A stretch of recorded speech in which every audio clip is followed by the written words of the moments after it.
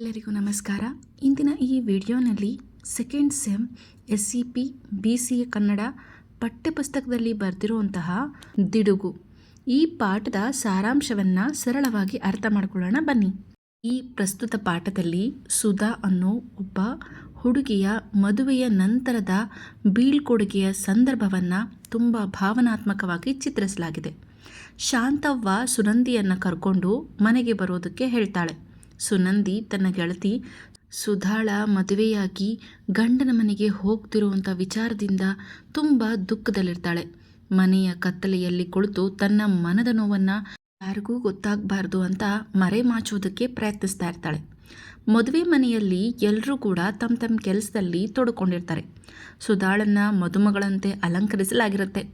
ಮದುಮಗಳಾಗಿರುವಂತಹ ಸುಧಾಳ ಸುತ್ತಲೂ ಕೂಡ ಅವಳ ಸ್ನೇಹಿತೆಯರು ಸುತ್ತುವರೆದಿರ್ತಾರೆ. ಸುನಂದಿ ಮತ್ತು ಸುಧಾ ಭೇಟಿಯಾದಾಗ ಇಬ್ಬರೂ ಕೂಡ ತಮ್ಮ ಬೇಸರವನ್ನು ತಡೆಯಲಾಗದೆ ಹತ್ಕೊಂಡು ಮನಸ್ಸನ್ನ ಹಗುರ ಮಾಡ್ಕೊಳ್ತಾರೆ. ಸುಧಾಳನ್ನು ಅವಳ ಗಂಡನ ಮನೆಗೆ ಕಳಿಸೋವಾಗ ತಾಯಿಯಾದಂತಹ ಶಾಂತವಳ ಮನಸ್ಸು ದುಃಖದಿಂದ ತುಂಬಿರುತ್ತೆ. ಆದರೆ ತನ್ನ ಭಾವನೆಗಳನ್ನು ಹೊರಹಾಕದೆ ಎಲ್ಲರ ಮುಂದೆ ಧೈರ್ಯದಿಂದ ಇರೋದಕ್ಕೆ ಪ್ರಯತ್ನಿಸ್ತಾಳೆ. ಸುಧಾಳಿಗೆ ಮನೆ ಬಿಟ್ಟು ಹೋಗೋ ನೋವು ಇದ್ರೂ ಕೂಡ ಜೀವನದಲ್ಲಿ ಒಂದು ದಿನ ಈ ಹಂತವನ್ನು ಎದುರಿಸಲೇಬೇಕು ಅನ್ನೋ ಸತ್ಯವನ್ನು ಒಪ್ಪಿಕೊಂಡಿರ್ತಾಳೆ. ಮನೆಯಿಂದ ಹೊರಟಂತಹ ಸುಧಾ ಹನುಮಪ್ಪನ ಗುಡಿಗೆ ನಮಸ್ಕಾರ ಮಾಡಿ ಗಂಡನ ಮನೆಗೆ ಹೊರಡ್ತಾಳೆ. ಊರಿನ ಜನರೆಲ್ಲ ಸೇರಿ ಅವಳಿಗೆ ಬೀಳ್ಕೊಡುಗೆ ನೀಡ್ತಾರೆ. ಊರಿನ ಮಗಳಾಗಿದ್ದಂತಹ ಸುಧಾಳನ್ನು ಮೊದಲ ಬಾರಿಗೆ ಗಂಡನ ಮನೆಗೆ ಹೋಗ್ತಿರೋದನ್ನ ಎಲ್ಲರೂ ತುಂಬ ಸಂತೋಷ ಪಡ್ತಿರ್ತಾರೆ. ಹಾಗೆ ಬೇಸರ ಕೂಡ ಇರುತ್ತೆ. ಈ ಎರಡೂ ಒಂದು ಮನಸ್ಥಿತಿ ಇಡೀ ವಾತಾವರಣವನ್ನು ತುಂಬ ಭಾವನಾತ್ಮಕವಾಗಿಸಿಬಿಟ್ಟಿರುತ್ತೆ. ಸುಧಾ ಮದುವೆ ಅಲಂಕಾರದಲ್ಲಿ ತುಂಬ ಸುಂದರವಾಗಿ ಕಾಣಿಸ್ತಿರ್ತಾಳೆ. ಅವಳು ಧರಿಸಿರುವಂತಹ ಆಭರಣಗಳು, ಹಸಿರು ಬಳೆಗಳು, ಹಾಗೆ ತಾಳಿ ಅವಳ ಹೊಸ ಜೀವನದ ಸಂಕೇತ ಆಗಿರುತ್ತೆ. ಇದನ್ನೆಲ್ಲ ದೂರದಿಂದ ನೋಡಿದಂತಹ ಸುನಂದಿಗೆ ತನ್ನ ಆತ್ಮೀಯ ಗೆಳತಿ ಈಗ ನನ್ನಿಂದ ತುಂಬ ದೂರವಾಗಿ ಬಿಡ್ತಾ ಇದ್ದಾಳೆ, ಬೇರೆಯವರ ಜೀವನದ ಒಂದು ಭಾಗವಾಗಿರ್ತಾಳೆ ಅವಳು ಅಂತ ಅನ್ನಿಸೋದಕ್ಕೆ ಶುರುವಾಗುತ್ತೆ. ಸುಧಾ ಕಣ್ಣೀರು ಹಾಕ್ತಾ ಊರನ್ನು ಬಿಟ್ಟು ಹೊರಟಾಗ ಊರಿನ ಜನರೆಲ್ಲ ಕೈ ಬೀಸಿ ಬೀಳ್ಕೊಡುಗೆ ನೀಡಿದರು. ಆದರೆ ಸುನಂದಿಗೆ ಈ ದೃಶ್ಯ ತುಂಬ ನೋವನ್ನು ಉಂಟು ಮಾಡುತ್ತೆ. ತನ್ನ ಜೀವನದಲ್ಲೂ ಇಂತಹ ಒಂದು ಸಂತೋಷದ ಮದುವೆ ಮತ್ತು ಊರೆಲ್ಲರೂ ಸೇರಿ ನನ್ನನ್ನು ಈಗರ ಒಂದು ದಿನ ಬೀಳ್ಕೊಡುವಂಥ ಸಂದರ್ಭ ಬರುತ್ತಾ ಅಂತಾನೆ ಅವಳ ಮನಸ್ಸಿನಲ್ಲಿ ಪ್ರಶ್ನೆ ಮೂಡುತ್ತೆ. ನನ್ನ ಸ್ನೇಹಿತೆಯನ್ನು ಬೀಳ್ಕೊಟ್ಟಾದ್ಮೇಲೆ ಮನೆಗೆ ಬರುವಂತಹ ಸುನಂದಿ ಅವಳ ಜೀವನದಲ್ಲಿ ನಡೆದಿರುವಂತಹ ಮದುವೆಯ ಪ್ರಯತ್ನಗಳ ಬಗ್ಗೆ ಯೋಚನೆ ಮಾಡ್ತಾಳೆ. ತುಂಬ ಸಲ ಹುಡುಗರು ಅವಳನ್ನು ನೋಡೋದಕ್ಕೆ ಬಂದಿದ್ರೂ ಕೂಡ ಅವಳಲ್ಲಿ ಇರುವಂತಹ ಕೊರತೆಯನ್ನು ನೋಡಿ ಅವಳಿಗೆ ಉಬ್ಬು ಇರುತ್ತೆ. ಈ ಕಾರಣದಿಂದಾಗಿ ಅವಳನ್ನು ತುಂಬ ಸಲ ನಿರಾಕರಿಸಿರ್ತಾರೆ. ಪ್ರತಿ ಸಾರಿ ದೇವರಲ್ಲಿ ಪ್ರಾರ್ಥನೆ ಮಾಡಿ ತುಂಬ ಆಸೆಯಿಂದ ಅವಳು ನಿರೀಕ್ಷೆ ಮಾಡ್ತಾ ಇರ್ತಾಳೆ. ಆದರೆ ಪ್ರತಿ ಸಲ ಅವಳಿಗೆ ನಿರಾಸೆನೇ ಸಿಕ್ಕಿರುತ್ತೆ. ಮೊದಲೆಲ್ಲ ಮದುವೆ ಬಗ್ಗೆ ಇದ್ದ ಉತ್ಸಾಹ ನಿಧಾನವಾಗಿ ಕಡಿಮೆಯಾಗಿ ಬಿಡುತ್ತೆ ಅವಳಿಗೆ. ಹಾಗೆ ಯಾಂತ್ರಿಕತೆಯಾಗಿ ಬದಲಾಗಿಬಿಟ್ಟಿರುತ್ತೆ. ಅವಳನ್ನ ರಿಜೆಕ್ಟ್ ಮಾಡೋದು ಒಂದು ಕಾಮನ್ ವಿಷಯ ಅನ್ನೋ ರೀತಿ ಅವಳಿಗೆ ಭಾಸವಾಗಿರುತ್ತೆ. ಮದುವೆ, ಕುಟುಂಬ, ಜೀವನ, ಹಾಗೆ ತಾಯಿಯಾಗುವಂತಹ ಒಂದು ಕನಸು ಅವಳ ಮನಸ್ಸಿನಲ್ಲಿ ಇನ್ನೂ ಜೀವಂತವಾಗಿದ್ದರೂ ಕೂಡ ತನ್ನ ಗೆಳತಿಯರ ಬದುಕಿನಲ್ಲಿ ಕಂಡ ಸಂತೋಷ, ನೆಮ್ಮದಿ ಮತ್ತು ತಾಯ್ತನದ ಅನುಭವವನ್ನು ತಾನೂ ಪಡಿಬೇಕು ಅನ್ನೋ ಆಸೆ ಅವಳೊಳಗೆ ಇರುತ್ತೆ. ಸುಧಾ ಮತ್ತು ಸುನಂದಿ ಒಂದೇ ಊರಿನಲ್ಲಿ ಬೆಳೆದರೂ ಕೂಡ ಬಾಲ್ಯದಿಂದಲೇ ತುಂಬ ಆತ್ಮೀಯ ಸ್ನೇಹಿತರಾಗಿದ್ದರು. ಇಬ್ಬರು ಜೊತೆಯಾಗಿ ಆಟ ಆಡ್ತಾಯಿದ್ರು, ಅಂಗನವಾಡಿಗೆ ಹೋಗ್ತಿದ್ರು ಮತ್ತು ಶಾಲೆಗೆ ಕೂಡ ಜೊತೆಯಲ್ಲೇ ಹೋಗ್ತಿದ್ರು. ಸುನಂದಿ ಜೀವನದಲ್ಲಿ ಒಂದು ಸಮಸ್ಯೆ ಉಂಟಾಗಿರುತ್ತೆ. ಅವಳ ಹಲ್ಲುಗಳು ಅಂದರೆ ಮಕ್ಕಳಿಗೆ ಹುಟ್ಟಿದಾಗಿಂದನೂ ಕೂಡ ಹಲ್ಲು ಬಿದ್ದಿರೋದಿಲ್ಲ. 5 ವರ್ಷಕ್ಕೆ ಹಲ್ಲು ಬೀಳುತ್ತೆ ಅಥವಾ 7 ವರ್ಷಕ್ಕೆ ಬೀಳುತ್ತೆ. ಆ ಹಲ್ಲುಗಳು ಸಮಯಕ್ಕೆ ಬೀಳದೆ ಅದಕ್ಕೆ ಮೊದಲೇ ಹೊಸ ಹಲ್ಲುಗಳು ಮುಂಚೆ ಬೆಳೆದು ಹೊರ ಚಾಚಿಕೊಂಡು ಕಾರಣ ಅವಳ ಮುಖದ ರೂಪ ಬದಲಾಗಿರುತ್ತೆ. ಇದರಿಂದ ಊರಿನ ಮಕ್ಕಳು ಅವಳನ್ನು ಹಲ್ಲುಬ್ಬಿ, ಉಬ್ಬಲ್ಲು ಸುನಂದಿ ಅಂತ ಹೀಯಾಳಿಸ್ತಾ ಇರ್ತಾರೆ. ಈ ಅವಮಾನ ಮತ್ತು ನೋವಿನಿಂದ ಸುನಂದಿ ಶಾಲೆಗೆ ಹೋಗೋದನ್ನೇ ನಿಲ್ಲಿಸ್ಬಿಟ್ಟಿರ್ತಾಳೆ. ಅವಳ ತಾಯಿ ಕಾಳವ್ವ ಕೂಲಿ ಕೆಲಸಕ್ಕೆ ಹೋಗ್ತಿದ್ದ ಕಾರಣ ಮಗಳ ಬಗ್ಗೆ ಅಷ್ಟೇನು ಗಮನ ಕೊಡೋದಕ್ಕೆ ಸಾಧ್ಯ ಆಗಿರೋದಿಲ್ಲ. ಸುಧಾ ಎಷ್ಟೇ ಮನವೊಲಿಸಿದ್ರೂ ಕೂಡ ಸುನಂದಿ ಮತ್ತೆ ಶಾಲೆಗೆ ಹೋಗೋದೇ ಇಲ್ಲ. ನಂತರ ಸುನಂದಿ ತನ್ನ ಸಮಯವನ್ನು ಸಂಗವ್ವ ಅಜ್ಜಿಯ ಮನೆಯಲ್ಲೇ ಕಳೆಯೋದಕ್ಕೆ ಪ್ರಾರಂಭಿಸಿರ್ತಾಳೆ. ಅಜ್ಜಿ ಹೊಲಿಯುವಂತಹ ಗೋದಡಿ ಅಂತ ಕರೀತಾರೆ ಕೆಲಸವನ್ನು ಆಸಕ್ತಿಯಿಂದ ನೋಡ್ತಾಳೆ. ಸಂಗವ್ವ ಅಜ್ಜಿ ಅವಳನ್ನು ತುಂಬ ಪ್ರೀತಿಯಿಂದ ಮಾತನಾಡಿಸ್ತಾ ಕತೆಗಳನ್ನ ಹೇಳ್ತಾ ಅವಳ ಮನಸ್ಸಿಗೆ ಸ್ವಲ್ಪ ಧೈರ್ಯವನ್ನು ತುಂಬಿಸ್ತಾ ಇರ್ತಾರೆ. ಅವಳು ಇದೇ ರೀತಿ ಹೆಚ್ಚಿನ ಕಲೆಗಳನ್ನು ಆಸಕ್ತಿಯಿಂದ ಕಲ್ತಿರ್ತಾಳೆ. ಹೀಗೆ ಸಮಯ ಕಳೀತಾ ಹೊಲಿಗೆಯಲ್ಲಿ ತುಂಬ ಎಕ್ಸ್ಪರ್ಟ್ ಆಗಿಬಿಡ್ತಾಳೆ.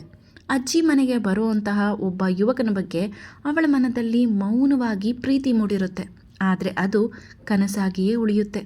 ಈ ನಡುವೆ ಅನೇಕ ಗಂಡುಗಳು ಸುನಂದಿಯನ್ನು ನೋಡೋದಕ್ಕೆ ಬಂದರೂ ಅವಳ ರೂಪದ ಕಾರಣದಿಂದ ಮದುವೆ ನಿಶ್ಚಯವಾಗೋದಿಲ್ಲ.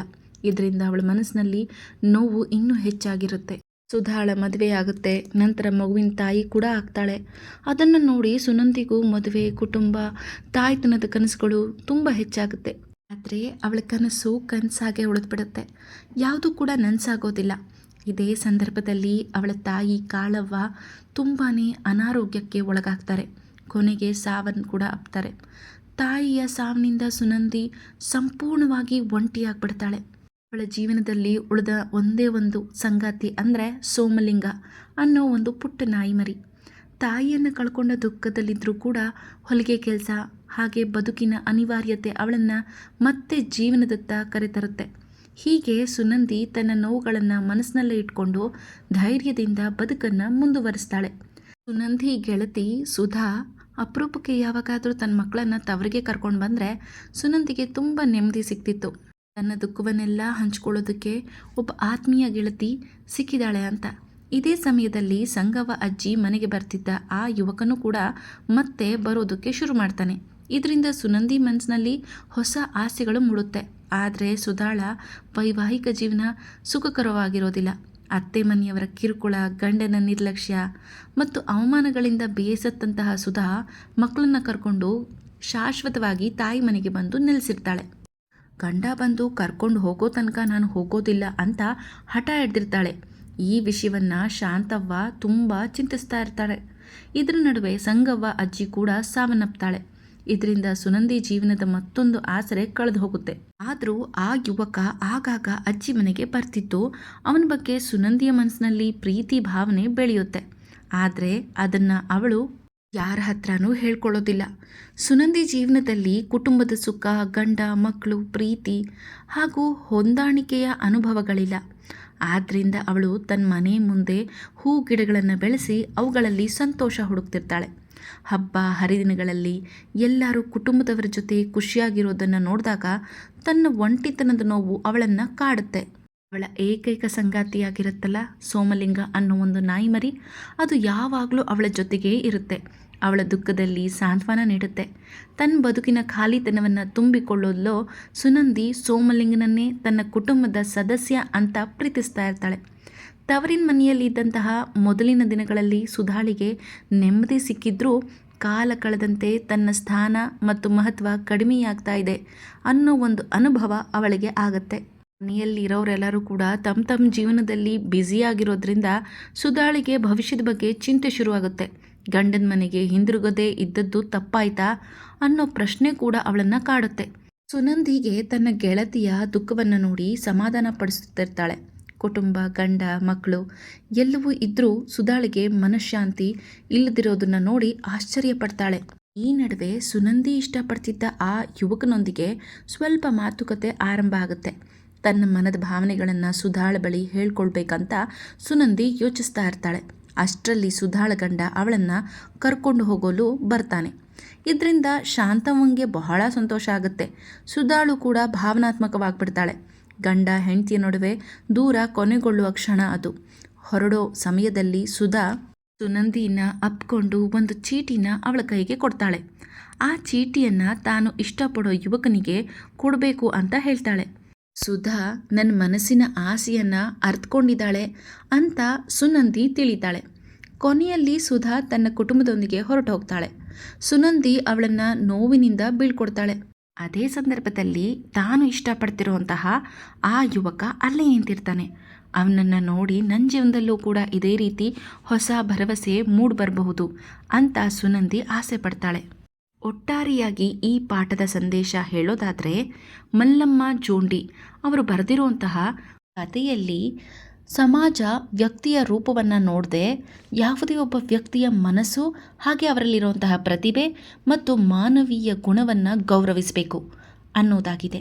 ಸುನಂದಿ ಜೀವನದ ಮೂಲಕ ಲೇಖಕಿ ದೈಹಿಕ ನ್ಯೂನ್ಯತೆ ಹೊಂದಿರುವವರು ನೋವು, ಸಮಾಜದ ತಿರಸ್ಕಾರ, ಮದುವೆಯ ಕುರಿತ ಪೂರ್ವಾಗ್ರಹಗಳು ಇದೆಲ್ಲದರಿಂದ ಸುನಂದಿ ಶಿಕ್ಷಣ, ಪ್ರೀತಿ, ವೈವಾಹಿಕ ಜೀವನದಲ್ಲಿ ಅನೇಕ ನಿರಾಶೆಗಳನ್ನು ಅನುಭವಿಸಿರ್ತಾಳೆ.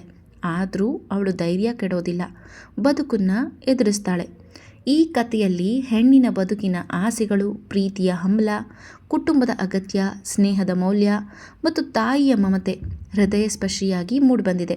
ಸುಧಾ ಮತ್ತು ಸುನಂದಿಯ ಜೀವನಗಳ ಮೂಲಕ ಪ್ರತಿಯೊಬ್ಬರ ಬದುಕಿನಲ್ಲೂ ಕೂಡ ಬೇರೆ ಬೇರೆ ರೀತಿಯಾಗಿರುವಂತಹ ಸಮಸ್ಯೆಗಳು ಇದ್ದೇ ಇರುತ್ತೆ.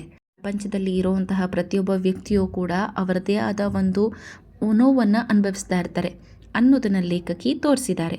ಒಟ್ಟಾರೆಯಾಗಿ ಹೇಳೋದಾದರೆ ತಿಡುಗು ಕತೆ ಮಾನವೀಯತೆ, ಆತ್ಮವಿಶ್ವಾಸ, ಸ್ನೇಹ, ಪ್ರೀತಿ ಮತ್ತು ಬದುಕಿನ ಬಗ್ಗೆ ಭರವಸೆ ಇಟ್ಕೊಳ್ಬೇಕು ಅನ್ನೋ ಒಂದು ಮನೋಭಾವವನ್ನು ಸಾರುತ್ತೆ. ರೂಪಕ್ಕಿಂತ ಗುಣವೇ ಮುಖ್ಯ ಅನ್ನೋ ಸಂದೇಶವನ್ನು ಈ ಕಥೆ ನೀಡುತ್ತೆ.